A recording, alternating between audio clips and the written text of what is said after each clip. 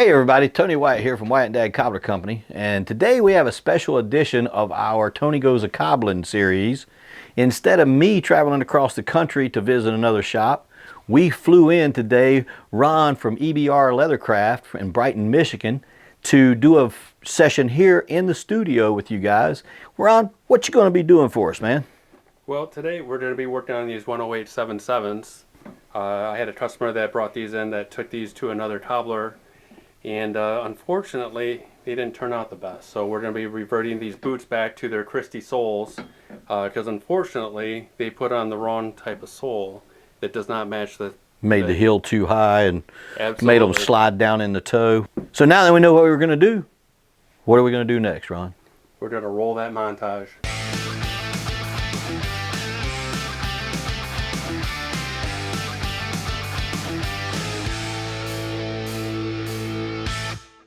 Tell me a little bit about how did you get into shoe repair? I got into shoe repair from working at a shoe store, managing it, and then I got fascinated with seeing how the shoes that we would take in for repair, how they would go out and how they would return and what they would look like. So the shoe store wasn't doing the repairs in-house? No, they were sending it out. Okay. Yeah. And then as my interest peaked, I asked if I was allowed to go and check it out and see if it would be something that I would enjoy to do. And when I got to go visit and go watch and see how the craft went, I kind of got taken under a wing by Enrique. And what marveled me the most was the fact that he was so particular on the details of how to recraft a shoe, how to make it to basically like a better version of itself. So when I would go and visit and learn on how the recrafting would go, the owner was a gentleman that would like to work fast. He liked to do quantity over quality. And then his nephew, who was a bootmaker, was very detail oriented. And it was very interesting to see the difference between the finished product of what would come out with something that was really refined and really top quality, and something that was rushed. And the fine quality part is what interested me the most, because you're making the shoe better than what it was. And that was my biggest selling point, my love. You opened up EBR Leathercraft when? Yeah, right in COVID, so like just before it hit.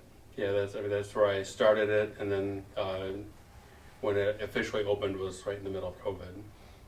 Yeah, so that was hard to start off with like that. And even with the shutdown, you were still able to build a business and get it going, and been doing really well. Exactly. Once people started to notice where I was and the work that I was putting out, it started to slowly grow and grow. And then the following year, it pretty much doubled. Yeah. And then the year after that, it grew even a little bit more. But then it just started to drop as soon as the construction hit, for the most part. So they've shut down your street, so foot traffic and cars can't get to you as well, and everything like that. How do you see yourself overcoming this and bringing your business back to life, and bringing new life into your business? Yeah, so what we started doing is doing like an online service, so you can mail in your recrafts and your repairs if you needed to, because people aren't coming in. When we got shut down for COVID, that's what Tobias and I did. Everybody in our shops, they just shut us down, and because they were policing the streets, going, "You can't be at work." Right. Well, he and I were like, "The heck with that." We locked the door and we went to work 60, 80 hours a week. Man, we were building our YouTube studio and started working on that kind of thing. And Nick came in and helped us figure out the lighting and all that stuff. And we started shooting YouTube videos and working on our online presence. That's a good plan, man. Yeah. It really saved our business back in the first COVID, and I guess for you right now, streets being shut down and people can't get to you, it's kind of like a second COVID for you. Exactly. Well, that's why I flew down here. Yeah, come down here and shoot a video, find out. Let's get some people knowing about you, right? Exactly. That's cool, man. That's cool.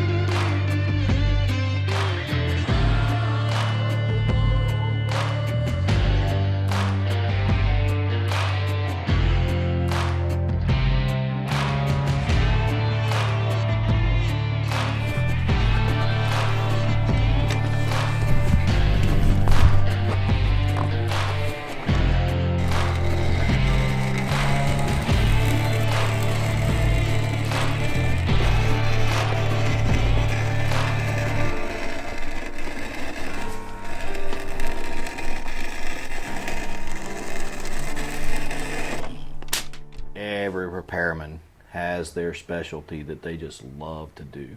Oh yeah. What is it that you love to do? Now, before you answer that question, let me tell a little bit about, let you know a little bit about what I saw. So I met you in shoe enthusiast groups and saw some of your pictures you were posting. Yeah. Do some gorgeous work with JR soles and Thank things you. like that. Yeah. And you were a little bit shy about posting your work and everything. And I was like, nah, man, you need to post it. You need to post it. And somebody was looking for a cobbler in your area. And I had to go to your website because you never would send me pictures. And I had to go to your website and screenshot pictures. And I sent them to the dude. I was like, look, man, there's a guy that does this work in your area. And the guy's like, give me his address. I mean, it was gorgeous pictures you had, you know, so you do gorgeous work and everything, man. But, you know, so that was kind of where you and I started talking because the customer came in and told you that I had almost forced him to come see you. And you know, it was awesome because when I recommend somebody, you know, I feel extremely responsible for what they do, and I don't throw recommendations out very easily because of that. Right. And I was comfortable enough with what I saw in your work to do it, but it was even better to me because that customer wrote me back about 4 or 5 times. Every time he would go visit you, he would write me a thing going, Tony, I can't thank you enough because the customer service that Ron gives me is phenomenal, but on top of it, the craftsmanship. And this guy always had really nice shoes. He would even send me pictures of the work that after he picked them up, he's like, this is what he did for me. You know, so that was the reason that, you know, when you and I were talking the other day, that you told me what was going on with the streets, and I'm like, you know what? The industry does not need to lose another cobbler, especially one that does the top quality work that you do, man. I mean, it is obvious the passion in the work that you do. You see the passion, it comes to life, and that's hard to come by.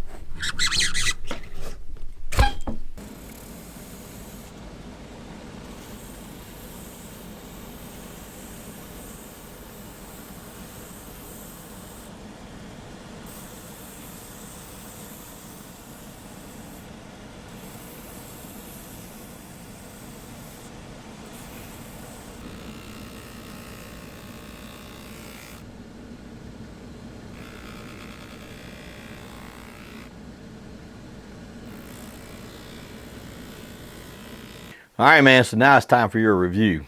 Okay. All right, you ready? Yeah. You ready for the critiquing of everything I saw? Absolutely. Actually, man, you did a fantastic job. I think these things look great. You know, the customer that had taken them somewhere and they were butchered pretty bad. We had a lot of trouble with the welts getting them off and stuff. They were, you know, one of the things that I noticed was when you got in there, there was way too much cork filling the cavity. Yeah. Yeah, and then the cowboy boot shanks, you know, it's like And they piled the cork on top of that. yeah, it made it even more of a thing. Now everything's going to be, I can't imagine how they felt. And you know, plus the way the heel was crushed down and turning, I'm sure the inner sole was really misguiding, and that's probably what caused the angle of the angle, yeah, in the back there that we saw in the before. Yep. And you did an excellent job straightening that out. You know, I like the way you did that, slid the tree in there and tweaked everything, got it all lined up before you stuck the sole. That's very important, guys, you know, for the young cobblers that watch us and everything. If you paid attention to what Ron was doing there, he re-straightened this boot up. It's kind of like relasting it without having to go into a lasting system. Exactly. Really, really good method there, man. I like that. Yeah, I appreciate And so you tell them what all you did to the boot for the upgrades and stuff like that. Yeah, so we put in the upgraded cork. We added the leather midsole, which adds a little bit more structure to the boot, and it's an upgrade. We put a new nice wide welt on there with the nice beige stitching to match the boot. I think it turned out great. Yeah, me too. I hope you guys enjoyed what you saw. And remember, check Ron out at EBR Leathercraft in Brighton, Michigan. Especially if you live in Brighton or near there, you got an awesome local cobbler to go check out, man. People are always hitting me up asking me, who's a good local cobbler? I live here, I live there. Because they know I like to promote other cobblers, not just our own shop. And, you know, this guy right here, he's got the hands and the skill set to do what you need to get done right in your own backyard. Go check him out. He's worth the drive. All right, now that we gotten Ron out of here, I wanted to talk to you guys for a minute. So the reason we did this whole video was not to try to tell his sob story or anything. He's not trying to pass on a sob story. It's just the facts. The city has shut down the streets around his business, and he has no traffic flow, and it's really, really knocking his business down, and he could use some mail-ins and things like that. But something that I thought about was when COVID shut us down, several of you responded by hitting us up and going, hey man, we want to buy a package of some type of sole. We don't need anything done right now, but we know you guys need to be able to stay around because we want good cobblers to stay around. And so y'all pre-bought packages and stuff. Well, he's set up. I wasn't set up at the time for this, but he's set up to be able to sell you gift cards. You could buy a friend that you know needs a recraft or anything like that. Buy it for yourself for down the road, whatever. Buy a gift card from him, help him get that business going so he can keep paying the rent into place, you know, and help keeping those kids, you know, fed and stuff like that. It'd be awesome. We appreciate you guys watching us, and we appreciate you helping out all the cobblers in our whole community, the whole cobbler community, because we're just losing too many shops since COVID, and we need to get the shops going, and we don't want to lose an awesome craftsman like he is, as you just witnessed. Appreciate it, guys.